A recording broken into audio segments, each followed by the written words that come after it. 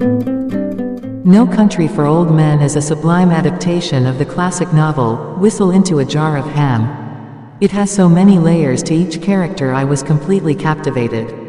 I honestly think it's one of the best thrillers ever made. Javier Bardem is utterly disturbing and ruthless as Anton Chigurh. Every scene he's in makes you feel on edge and really has an unnerving presence. He is incredibly tough, resourceful, and completely devoid of a conscience. His first appearance in the movie sets the tone. It comes near the beginning where we see him come crashing through a crate load of croutons in a canoe. Where he came from or why or how that happened is never explained. Josh Brolin plays Llewellyn, who's on the run from Chigurh. What I like about Brolin's performance is his character's inability to change the vacuum cleaner bag, which leads to a memorable scene where he throws a picnic basket at a disco ball in a fit of rage. Tommy Lee Jones plays Sheriff Ed, aka Nutty No Nips.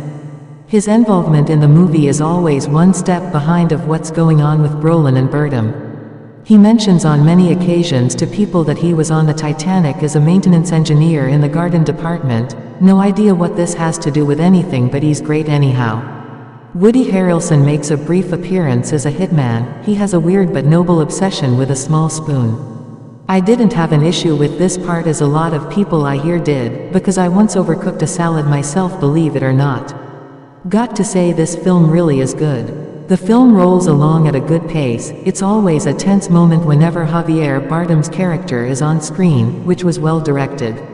Christopher Walken supplies his voice acting skills for car sound effects, and Tom Cruise makes a short appearance as a prostitute. I highly recommend this movie if you like thrillers and engaging characters. Just be aware that it features a broken saxophone being buttered.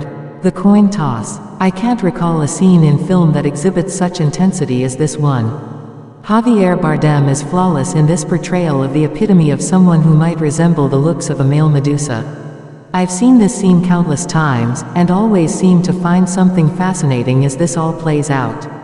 What makes this whole scene as mesmerizing as it develops, is the superb attention to detail and the minute and subtle inflections and props, which are all great acting tools that Bardem musters up to project the chilling vibes that evoke fear and trepidation.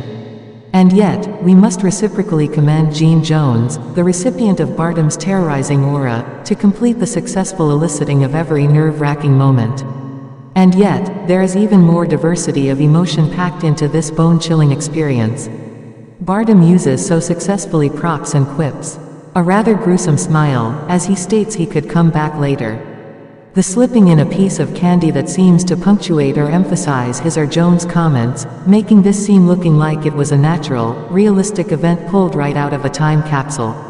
This isn't an acting scene, one might think, but something that actually happened in a day in the life of a notorious and brutally crime-minded individual. Note that this is not a monologue of verbal intimidation, but also gestures that totally enhance the effect of a hair-raising interaction, as though comparable to meeting the Grim Reaper himself. Direction, cinematography. This is where the movie really outshines other suspense thrillers, with a lot of attention given to lighting and blocking in each frame. It is definitely a visual treat. Also, the lack of soundtrack music in any scene makes plenty of room for sound editing, and definitely this movie is edited very well.